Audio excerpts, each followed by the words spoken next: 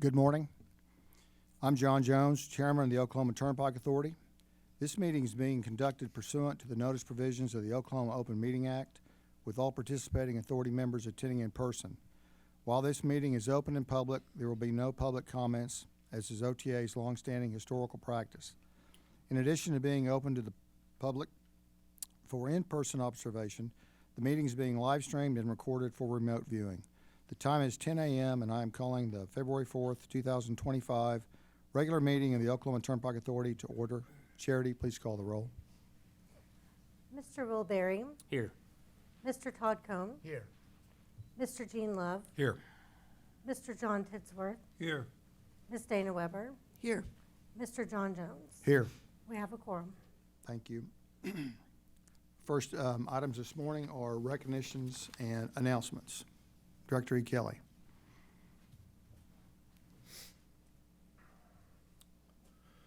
Thank you, Mr. Chairman, members of the board. This morning, following last month, we're starting on a little bit of a somber note.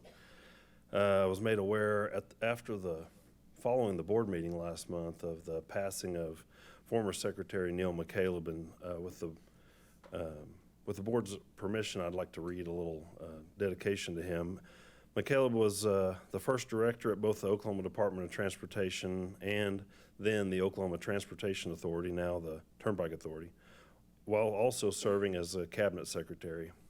He was a distinguished civil engineer, a strong leader and visionary who was instrumental in shaping Oklahoma's highways, interstates, and turnpikes. He left an impression on all of us and will be fondly remembered. Please keep the McCaleb family in your thoughts and prayers. And with that, I'd like to maybe do a moment of silence for the McCaleb family.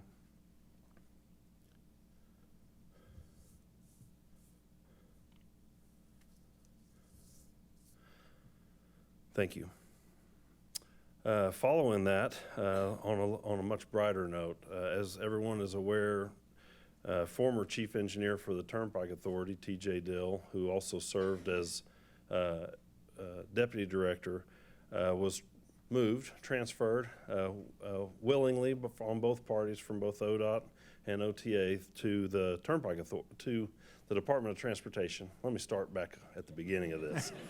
I've gotten myself confused. So TJ worked at the Department of Transportation, did a little bit of time in the private sector, came to the Turnpike Authority, and very recently transferred back to the Department of Transportation, now currently serving as the co-chief engineer in anticipation of Brian Taylor, the chief engineer for the last 6 years, in anticipation of his retirement. That left a spot over here at OTA. We talked about this last month, or maybe 2 months ago, that Joni has re-engaged as deputy director. Julie is still serving as the CFO, but that left a position for us for the chief engineer. So I'd like to make an announcement that we have decided to hire Trent January. And Trent, would you mind coming up here?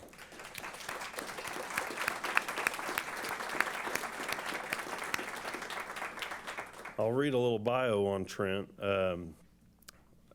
For the transportation industry, Trent doesn't really need much of an introduction. He is well known and well thought of throughout the state in our industry. But I'll quickly read this. Trent January recently was selected as the chief engineer for the Oklahoma Turnpike Authority. January will oversee the engineering, construction, right-of-way, utilities, and facilities divisions for the authority. Previously, he served as the Oklahoma Department of Transportation Division 4 engineer since 2019, where he oversaw highway maintenance, construction activities for the 9 counties in north central Oklahoma, which includes the Oklahoma City metropolitan area. And a division that I'm very familiar with. It's where I came from before I came to work at the Turnpike Authority. I did not get to serve as the division engineer. I would have been the person working for Trent when I came. January started his career with ODOT in 2006 at the Delaware County Maintenance Yard. While earning a civil engineering degree, he joined the Oklahoma State University Design Squad in 2008. He began full-time with the DOT in 2012, serving in numerous roles in Antlers, Medill, Perry, and most recently Perry, before being named the Division 4 Construction Maintenance Engineer for Oklahoma City in 2018. This included overseeing daily maintenance and construction tasks of state highways and interstates in Oklahoma and Canadian counties. In this position, he was involved in major projects, including the historic I-235 off-Broadway truss bridge move, the final phases of the I-40 Crosstown and Oklahoma City Boulevard project, and an interchange and widening project on I-40 and Choctaw Road in eastern Oklahoma County. Trent earned a bachelor's degree in civil engineering from Oklahoma State University, and he resides in Edmond with his wife and 2 children. A little bit of background between Trent and I. When Trent and TJ were in college about the same time, I believe that Trent was in a class that I used to teach. One of the first ones. He'll tell you I was an excellent professor. And so Trent and I go back nearly 20 years at this point, and was starting to age us. At the time when we met, 20 years was a lifetime, and now that 20 years has gotten shorter and shorter. So with your permission, Mr. Chairman, I'd like to see if maybe Trent would maybe address the board with a few words. Sure, thank you. Congratulations. Thank you. Just want to say thank you for the opportunity. I'm grateful and humbled by this opportunity that I'm getting to jump into. Looking forward to getting to know you guys and working with you, as well as all my coworkers that'll be at OTA and being part of that OTA family. I'm a little excited and nervous, but ready to get going to make a positive impact at OTA and across the state of Oklahoma. So again, thank you for this opportunity. Great, thank you.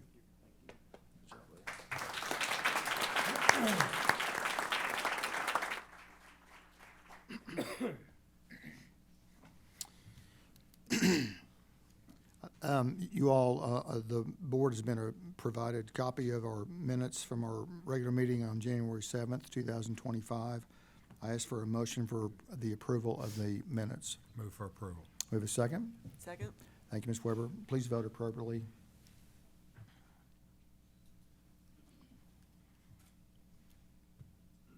Voting is ended and the minutes have been approved. Moving on to our items of business. The first items are the finance items. Mr. Cohn. Thank you, Mr. Chairman. The first item, Ms. Patterson would present.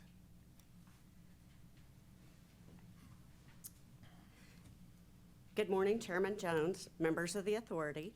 Item number 1271 is the payment register prepared by the Comptroller Division.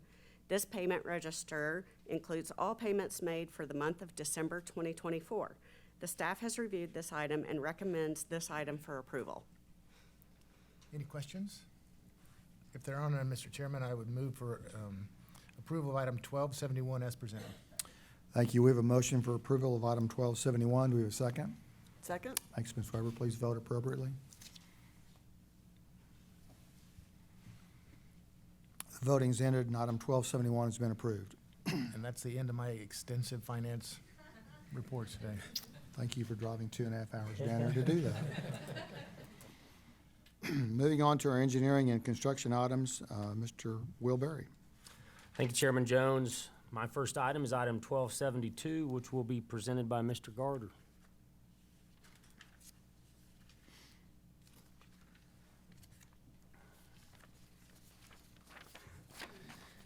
Good morning, Chairman Jones, members of the board. Presented for consideration of the authority is a request that the following change orders be approved. Of these change orders, 3 adds new items to compensate the contractor for additional work. 1 underruns an existing pay item due to site requirements. This item has been reviewed by staff and is recommended for approval. And as always, I'd be happy to answer any questions you might have. Is this just for, are you talking about like the change orders, all 3 of them? Yes, We sir. talked about? So we got to talking yesterday, or after our discussions yesterday, I was looking over the rock excavation one. So is unclassified excavation, is that the dirt that is removed by the D9, or what can rip the D9 apart, or what can be ripped Yes. apart by the D9? Yeah, that's a good question. So rock excavation in the spec is determined by if it's rippable by a D9 dozer. And that's oftentimes hard to anticipate in the design phase. We get soil reports and geotech reports and do our best to anticipate what rock is rippable. And sometimes it's hard to differentiate rock that is rippable and is not. And this is just one of those situations where there was localized areas of unrippable rock. And Whenever you do that, you underrun the unclassified excavation by the same quantity and survey the exact quantity of rock excavation and substitute that in. And you'd mentioned that most of these were in those low areas where we're doing the, I don't even know what you call it, the drainage ditches underneath the turnpike and whatnot. Yes. Is there any way going forward in those low areas that we might know that there might be some hard rock so that we could actually maybe allocate it in the budget? Not necessarily, I agree with the whole not bidding it just because it's an unknown that would provide for a much higher price. I just wanted to know if we could somehow at least know we're about to dig into it. We've definitely taken that into account. We ran Yeah. into rock also on the Stroud project that was recently completed. And everything east of Stroud, we've definitely found localized areas, but that is the hard part, is it's localized. Yeah. So it's really hard to determine when you get a geotech boring, say every 200 feet apart, what's between that 200 feet is rippable and what's not. But it's something we are looking at and diligently going after in the access I think just trying to project. soften the blow a little bit. Yes. Yeah. Are there any further questions for item 1272? If not, I move that we approve this item as presented. Thank you. We have a motion for approval of item 1272. Do we have a second? Second the motion. Thank you, Mr. Love. Please vote appropriately. Voting is ended, and item 1272 has been approved. Next item is item 1273, which will be presented by Mr. Butler. Thank you, Mr. Berry. Good morning, Mr. Chairman, members of the board. Good to see everyone here this morning. Engineering Division has 3 items we'd like to present for consideration today. That's items 1273 through 1275. First item here, 1273, this is 4 construction contract awards. I'll just go through all 4 of these. We'll catch some questions at the end. First project here is WRMC 140.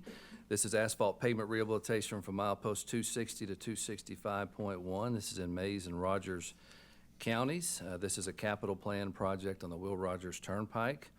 As you can see there, we had 2 bids on the project. Low bidder is APAC Central, the amount of $4,975,000. That's about 7.1% under the engineer's estimate. Second project is HEB MC 69C, another capital plan project on the H.E. Bailey Turnpike. This is shoulder and guardrail reconstruction from milepost 46.2 to milepost 62. This is near Elgin, again on the H.E. Bailey Turnpike. Our low bidder was Overland Corporation, the amount of $8,597,987.85. This one was about 15.1% under the engineer's estimate. Third project there is HEBMC 66, another capital plan project. This is, excuse me, shoulder and guardrail reconstruction from milepost 5 to milepost 20.09. This is near Randolette in Cotton County, again on the H.E. Bailey Turnpike. Overland Corporation, again, was our low bidder, and the amount of $7,825,930.10. This was about 10.5% under the engineer's estimate. The fourth project there, this is kind of a unique project for us. This is SP 71D. This is a joint project with Department of Public Safety and the Oklahoma Highway Patrol and a new operations facility for them. The project base bid includes approximately 10,000 square foot of Department of Public Safety, Oklahoma Highway Patrol operations facility. This is built within the existing Oklahoma Turnpike Authority maintenance yard located near Riverside Parkway and the Creek Turnpike. The add alternate bid, this includes additional asphalt pavement reconstruction at various locations surrounding the new DPS OHP operations facility. As you can see there, had 5 bidders on the project. Ascend Commercial Builders was our low bid. That you can see the total amount there to the far right, an amount of $4,132,798.58, which was about 16.7% under the engineer's estimate. If I can make a few more remarks on this project, certainly a great opportunity for us to partner with the Highway Patrol and DPS. Everyone's aware that across our system we have a number of locations where we share facilities with the Highway Patrol and our maintenance yards. And this will be a new building for them that they'll occupy exclusively for OHP.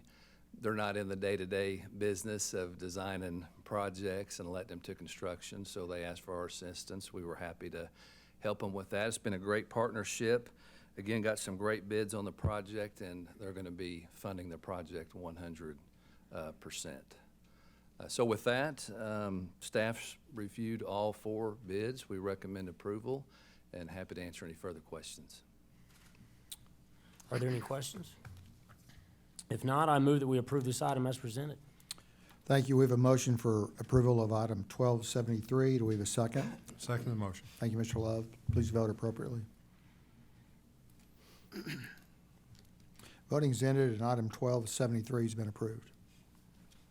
Mr. Butler.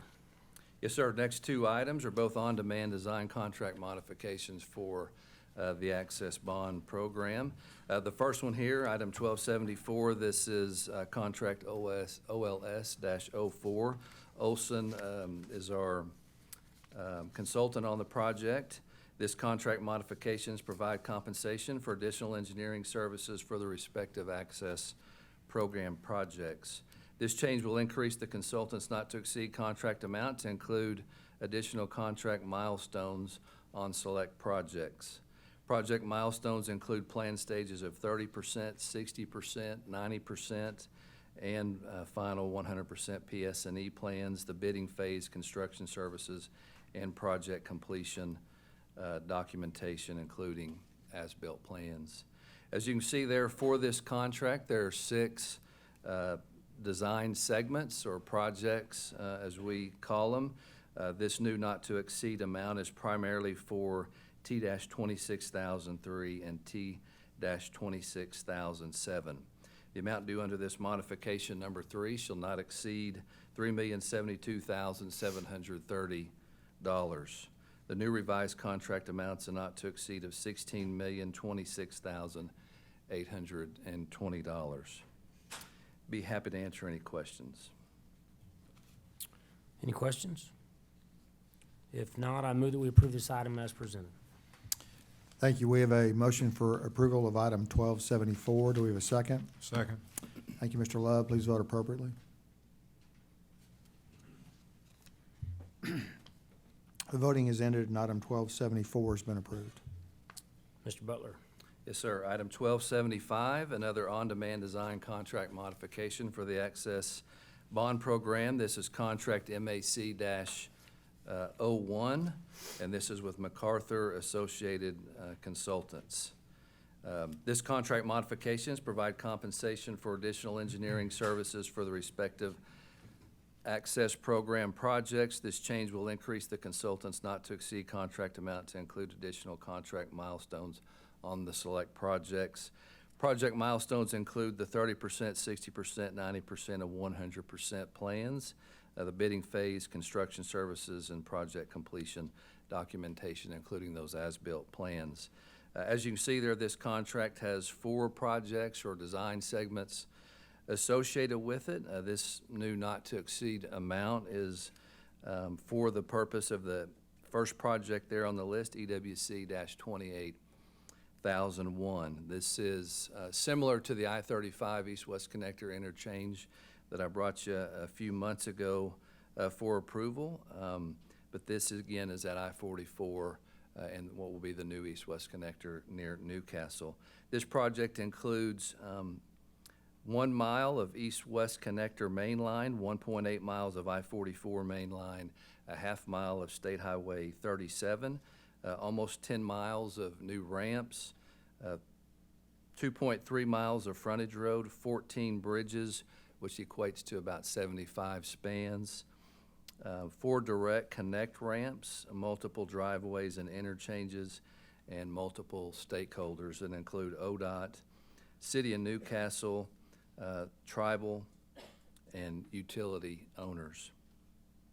The amount due under this contract modification number 5 shall not exceed $23,728,796.88 for these services. The new revised contract amounts are not to exceed of $33,532,733.88. $0.08.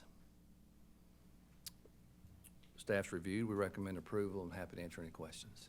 Are there any questions on item 1276? If not, I move that we approve this item as presented. Or 1275, I'm sorry.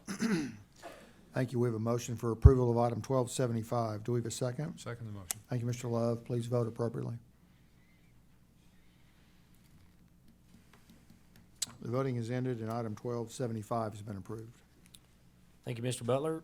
My next item is item 1276, which will be presented by Mr. Todd Gore.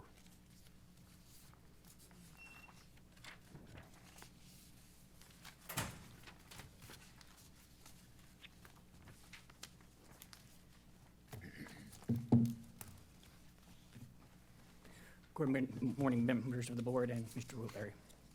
Today I bring item number 1276, is consider and adopt a resolution of necessity for the condemnation of certain real property interest along the Indian Nation Turnpike and the East-West Connector. Submitted for the approval by the authority is an item to consider and adopt the attached resolution of necessity for condemnations of certain real property interest along the Indian Nation Turnpike and East-West Connector. The staff has reviewed the below items and recommend approval. As you can see on the map is the Indian Nation Turnpike and the two locations where those projects are located, over by McAllister area, and then the other location, EWC 28502A, is related to the bridge project for the East-West Connector.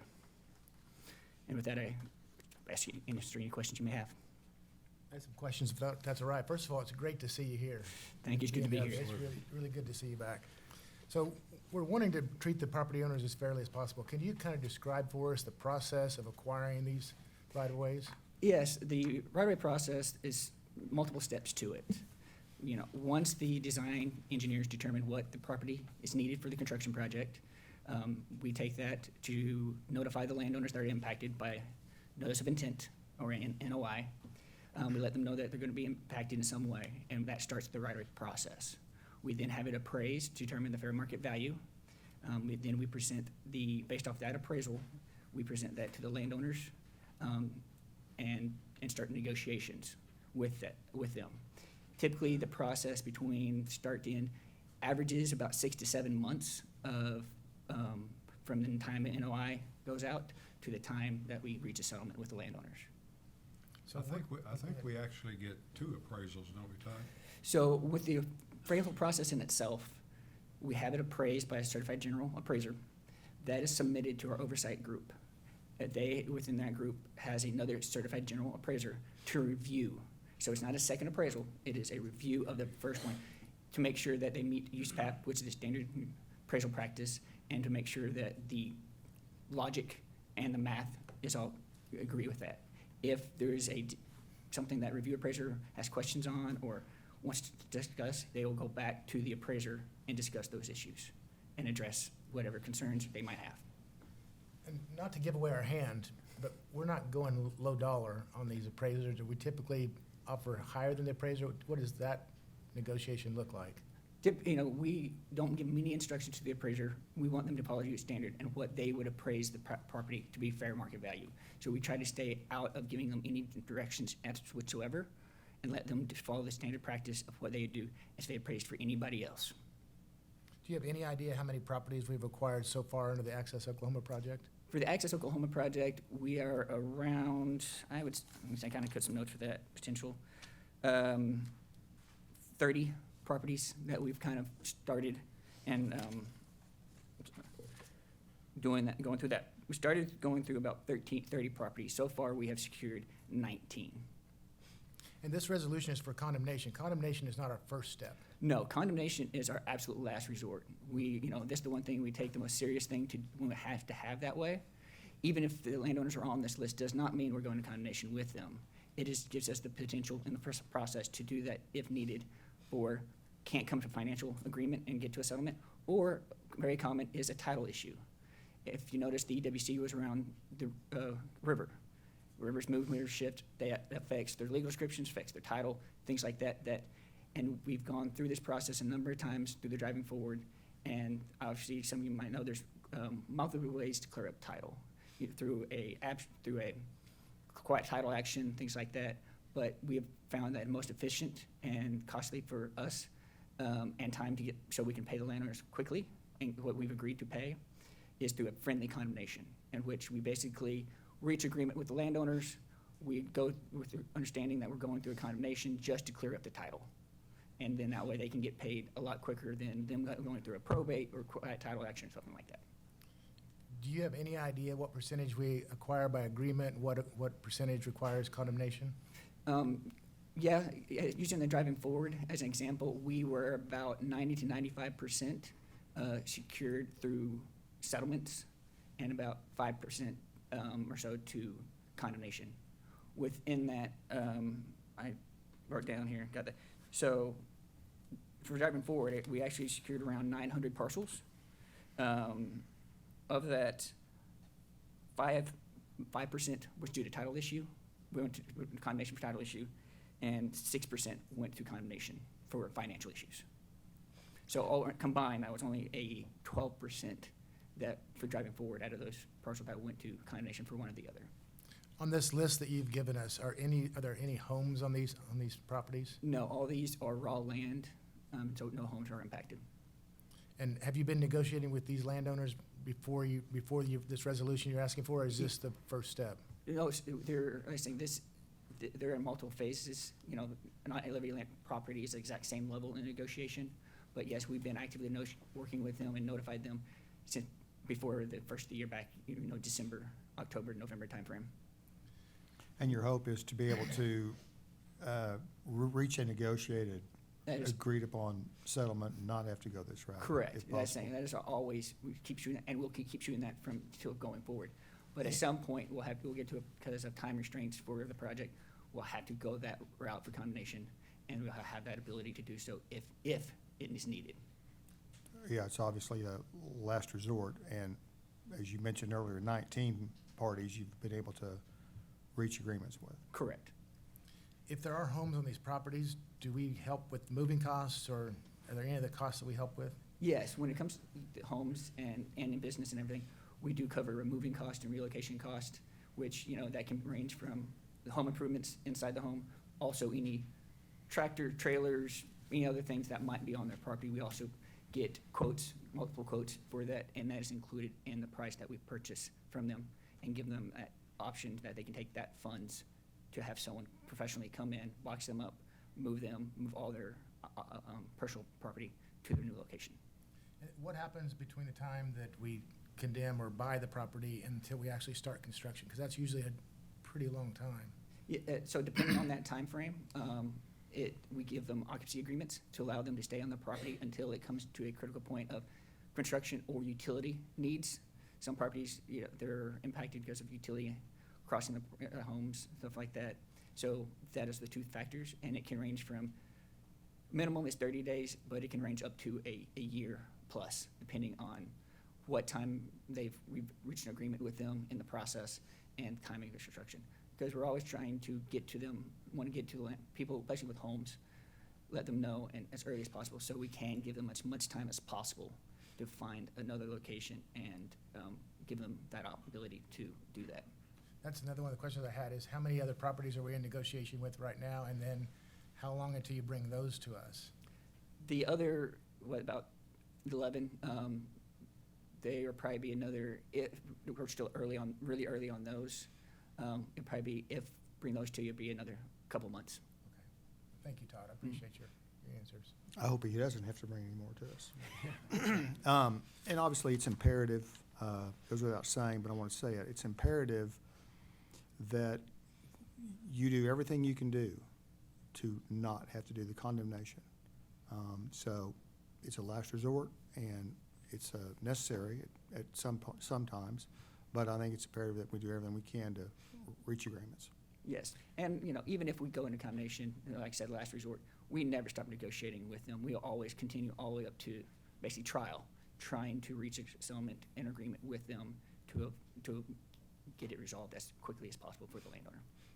You mentioned, Todd, during the Driving Forward program that there was like 900 pieces of property. I know when we did the Kickapoo Turnpike, I don't recall the exact number, but it was, I think, 400 pieces of property or something like that.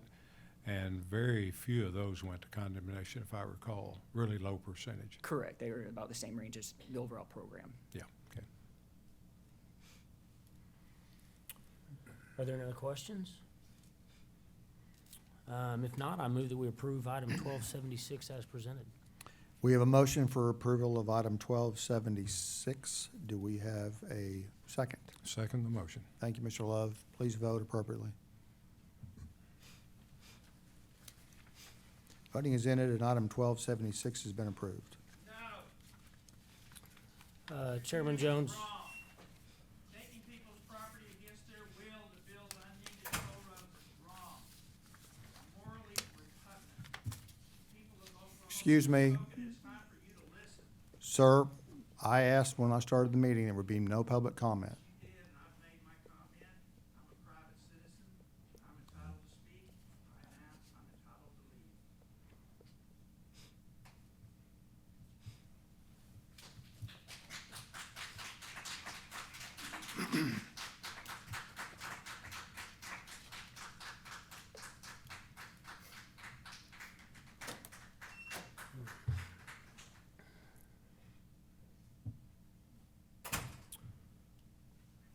next item is item 1277, which will be presented by Mr. Jeremy Smith. Good morning, Mr. Chairman, members of the authority. Submitted for the consideration of the authority is a request that the following items be approved for purchase from the following state contracts, SW 035 and SW 1053M. First item there, contractor is Cooper Auto Group. This is for 50 Pursuit Tahoes and the amount of $2,613,290. Second item there is for mobile radios and the camera systems that are in the units. That is from Motorola Solutions, SW 1053M, for the amount of $1,168,457.60. Grand total of both of these items is $3,781,747.60. Staff, maintenance staff, and highway patrol staff has reviewed and recommended approval. Something that I would like to just note is out of those 50 Pursuit Tahoes, 40 of those are earmarked for the 74th OHP Academy that the authority has budgeted for and funding. And then this is kind of a weird number, so might have some questions here. The 136 mobile radios. So 80 of those are, each unit has a handheld and a hard mount radio in it for communication purposes. So if they exit the unit, they can have that mobile unit on them. So 80 of those are for the 40 Tahoes that are earmarked for the Academy, and 40 video systems for the 40 Tahoes. And then the remaining 10 Tahoes is for their normal 2025 purchases. These are all replacement units.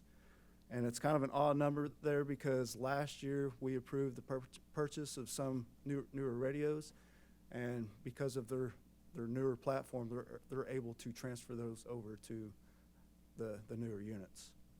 So I'd be happy to try to answer some of these questions. If not, I've got backup in the back of the room. Was Cooper the one that provided our last time we purchased Tahoes? I'm looking at Dawson back there. I don't think so. Who did we buy the Tahoes from last year? It was Cooper. Oh, okay. We're intermixing So do Tahoes they bid and those Durangos things now. out So when you go out for these? Do you bid those out, I Yes. guess? Okay. Yes. Are there any other questions? If not, I move that we approve this item as presented. Thank you. We have a motion for approval of item 1277. Do we have a second? Second. Thank you. Please vote appropriately.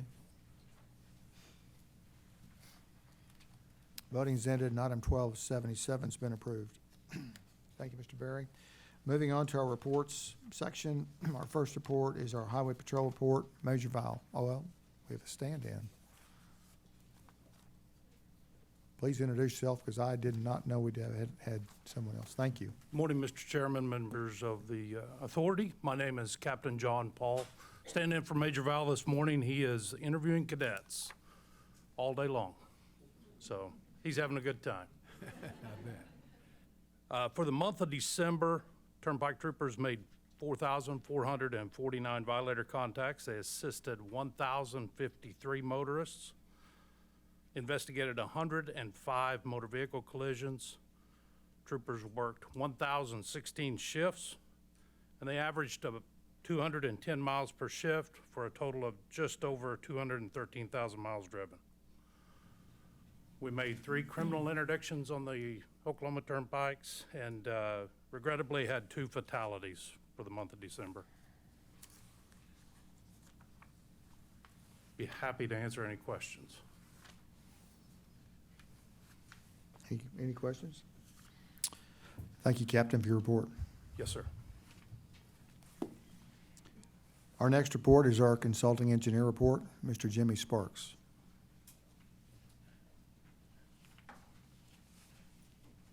Good morning, Chairman Jones, members of the authority, Director E. Kelly.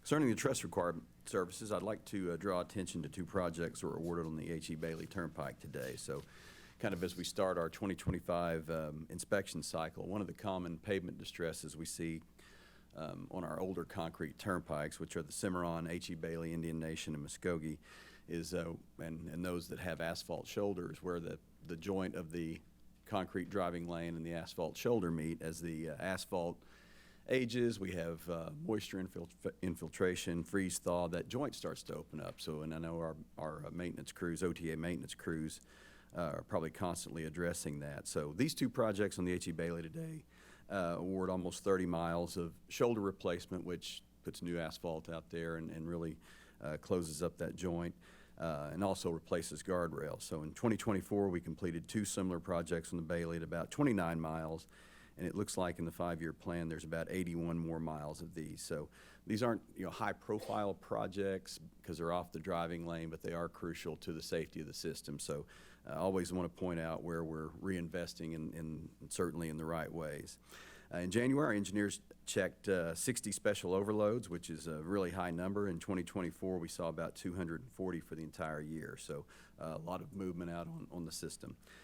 No special inspections in our report, and as always, be happy to answer any questions. Are there any questions? Thanks, Jimmy.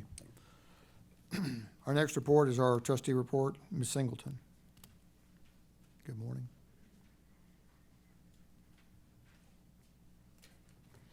Good morning, Chairman, members of the authority. As bond trustee to the authority, all monthly debt service transfers were made for the semi-annual payments due to the bondholders as required by the trust agreement. Also, as bond trustee to the authority, BOK have received bond proceeds for the $1,110,575 Series 2025 issuance that closed this morning. To our knowledge, all other requirements set forth in the trust agreement has been satisfied. Happy to answer any questions. Are there any questions? Thank you. Thank you. Our next report are the operating results and financial condition. Ms. Wendy Smith.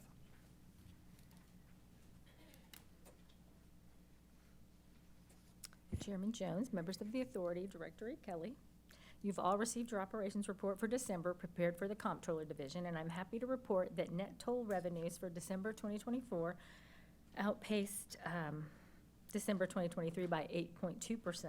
Total transactions grew by 3.4%, and heavy truck traffic remains strong over that same period. And additionally, year-to-date toll revenues for 2024 outpaced those for 2023 by 7.6%.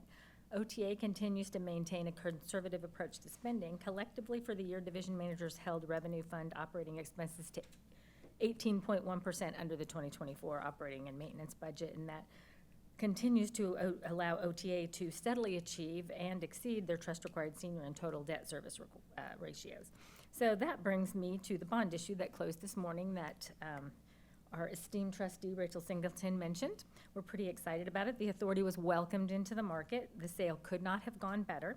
Although getting ready for this event took a lot of preparation, our staff takes pride in being ready. And Jordan Perdue gets much of that credit as an integral member of the financing team. He has helped lead this transaction and kept that forward progress going. After the authority's ratings were affirmed at AA-, AA-, and AA3 with a stable outlook from S&P, Fitch, and Moody's respectively, the authority got to work. The authority posted its preliminary official statement on January 13th, 2 weeks prior to the date of pricing. OTA staff met directly with potential investors during the week of the 20th. 16 different investors participated in those presentations, which gave them the opportunity to directly ask questions of the OTA. All 16 investors put in orders, and those orders amounted to over $2 billion from those participants alone. They understand that we're a good credit, and as a result, they're willing and wanting to buy our bonds. The feedback from those investors was extremely positive, and no investors expressed concern regarding litigation or the investigative audit that's ongoing, nor did the underwriting syndicate or the sales force. It's important to note that investors do not rely solely on rating agencies. They do not commit their money based on someone else's analytics. They do not rely on rating agencies alone. They do their own analysis. The folks do their individual analysis and rely on their internal credit.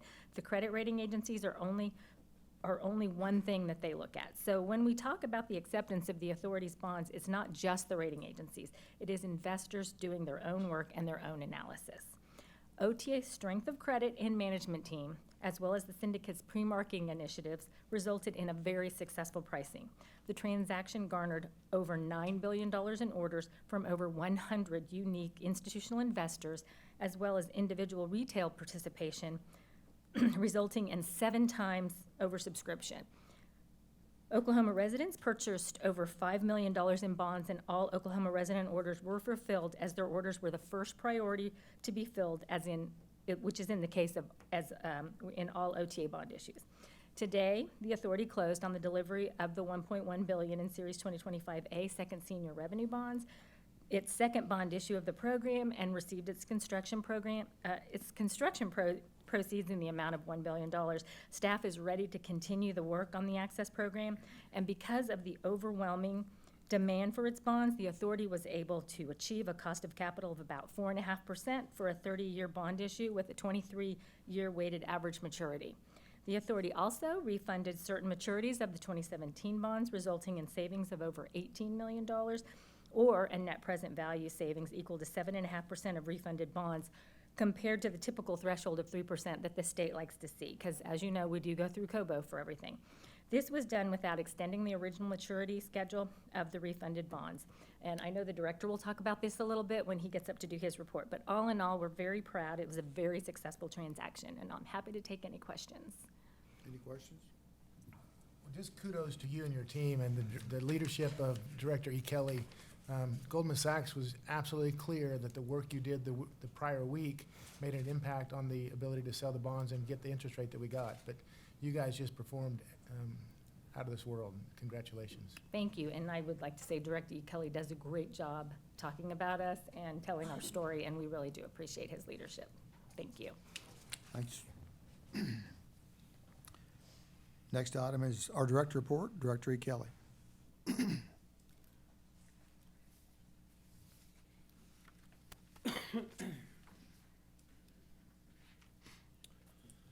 Thank you, Thank you, Mr. Chairman.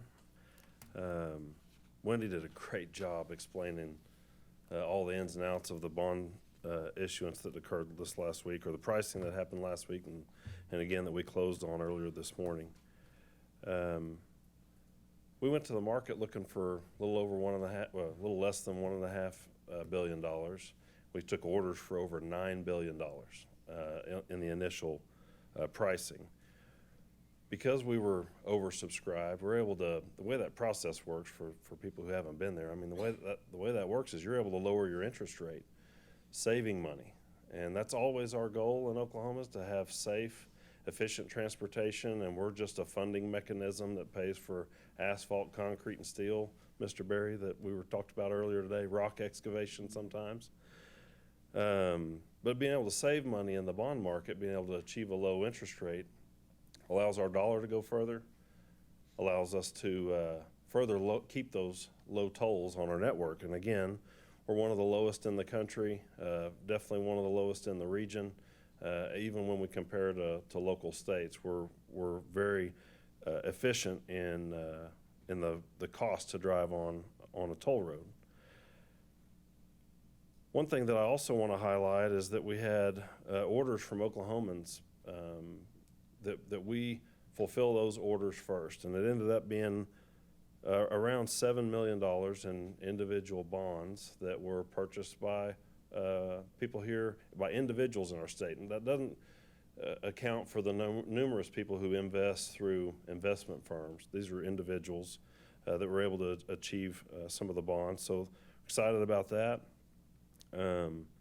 One thing that I did want to highlight is that in the Series B bonds where we did a refinancing, that is, we issued some bonds in prior years. We're able to call those bonds now, and they had a higher interest rate than we're able to achieve today. So to simplify that the best that I can, it's like that you financed a home on a 30-year note a few years ago, and now you're 10 years down the road and you can refinance that house at a 20-year and maybe achieve a lower interest rate. And in this case, we were able to save some money. Did you say what the dollar amount was we were saved? Yeah. It's an $18 million savings for OTA. So when we refinance bonds, we're not extending the term.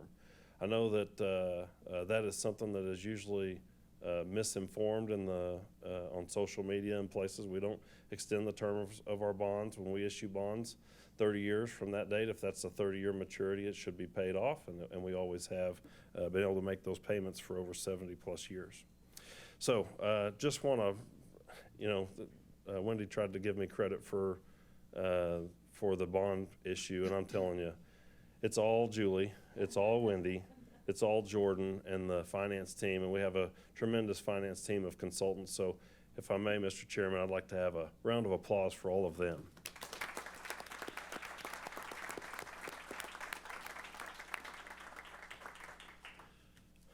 All right, let's talk about some construction. We've got a project that's just underway, the most recent access program project to widen the Kilpatrick. This is between Eastern Avenue and I-35, kind of on the north side of the city, south side of Edmond. The work has already begun in that area to put up construction traffic control signs. And what we're basically doing with that project is we'll shift traffic to the outside shoulder, and we'll fill in the median with concrete and a center barrier, install the lights. It'll look like the 10-mile segment that's already widened.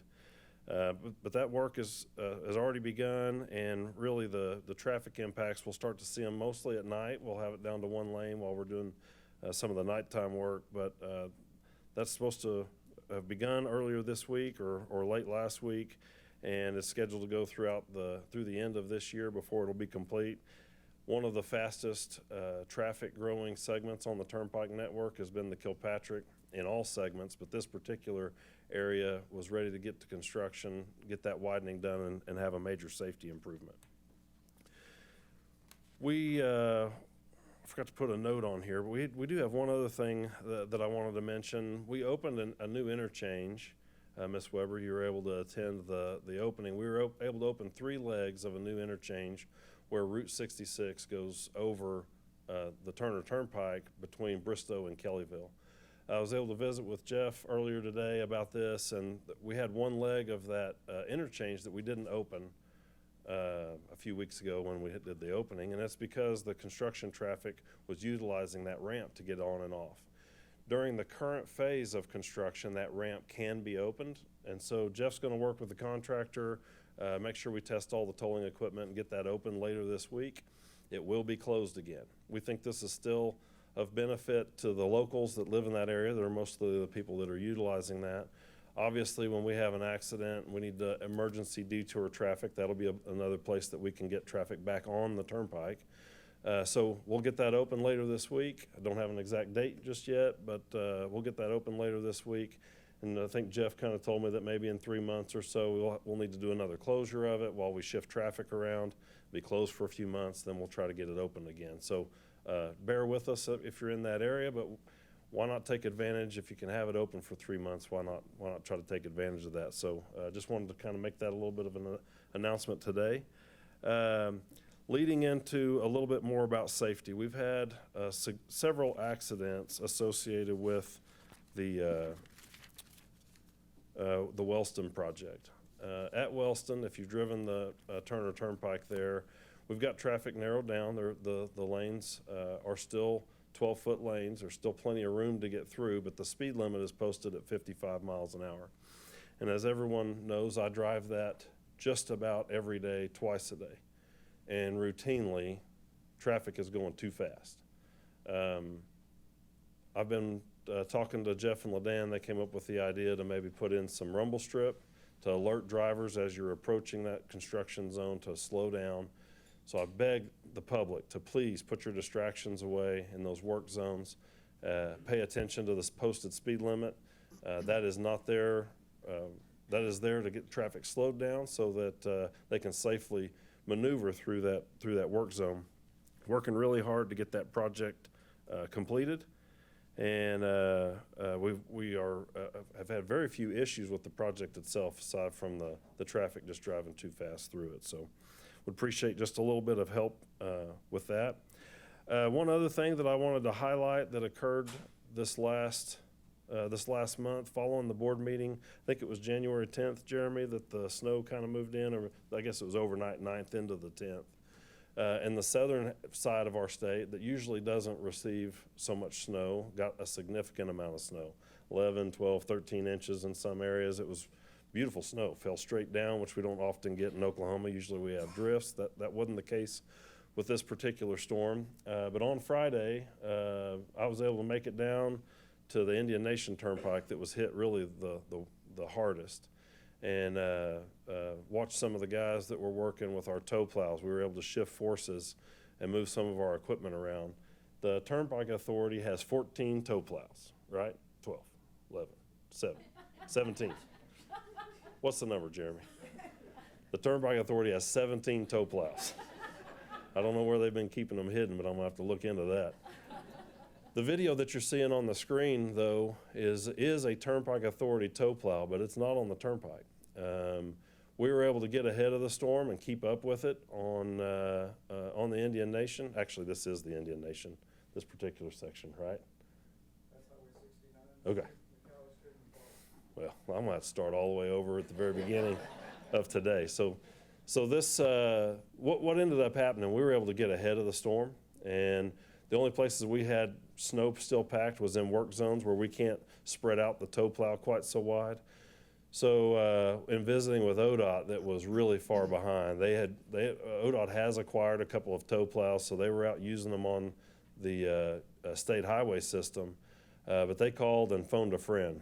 And just like the Turnpike Authority has always been, the phone a friend. You can't build a 4-lane divided highway between Oklahoma City and Tulsa in 1947, call a friend. We'll show up and get it built. If you can't build a turnpike, let us know, or build a 4-lane divided highway, let us know, and we'll try to help. And in this case, they weren't able to get they had gotten a little bit behind on some of the highways. And so we were able to pull our tow plow off, and now I'm gonna look at Jeremy again and make sure, but in this video, the one that's in the front is ODOT's. That is us. Dang it. So just agree, it'd be easier, all right? Sheesh. So the tow plow that's in the front in this image is the Turnpike Authority's tow plow, and the one that's in the back is the DOT. Is that still the case in this video as well? It's backwards. Yeah. Yeah. That's what I thought. So this is through Savannah, right? In and around Savannah? Boy, at least I got something right. So again, we're just trying to help get the highways safe. There are two things that Gary Ridley would have told you are the most important things that we do to save lives. One of them is snow and ice, the removal of that, the treatment of the roads. People drive too fast. People might have accidents, and if we're able to reduce that number, it is significant and it is immediate and an immediate impact. The number two, and that is cable barrier and positive medium barrier that saved tons of lives, numerous lives. And so that's just something we're very proud of. I think it was the first time that I'm aware of that the Turnpike Authority was able to get ahead and maybe lend a hand to the Department of Transportation. And we're very happy to do that, and we'll look for opportunities to leverage those types of resources in the future. We also have one little video here that's about seatbelt safety, and it's a little public service announcement that I think they're going to roll right now.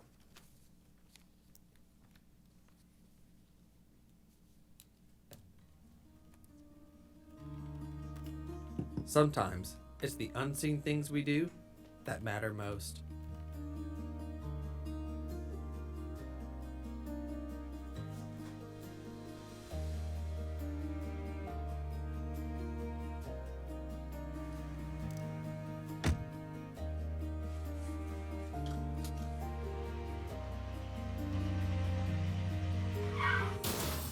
No, I'm all right. Because sometimes it's the little things we do that bring us back home Good thing I was wearing my seatbelt.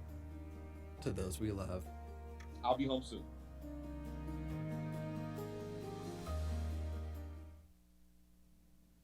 So that was the first time I gotten to see that, actually. I didn't actually watch it this morning. That's Anthony Dels, works at the Department of Transportation, a really good friend of mine, and it appears that he lives in the Capitol complex. So, with that, Mr. Chairman, be happy to answer any questions that you or the board might have for me. Do we have any questions? I'd just like to make another comment, kind of in addition to what Wendy had said. And Mr. Cohn, kudos to the executive staff, management, and all OTA employees on the completion of the bond sale. I can promise you the financial world does not take that lightly. The due diligence that they do when they're going to invest that kind of money is extensive. And they would not be a partner with us if they didn't believe 100% in what we're doing and how we do it. So congratulations, and I know there's going to have to be more. This is a good project and a big project, but it's a good step, and we'll hopefully keep on going. But again, y'all did a great job. With that, that concludes our reports and the items of business. I ask for a motion for adjournment to our next meeting scheduled for March 4th. So move. Second? Second. Thank you, Ms. Weber. Please vote appropriately.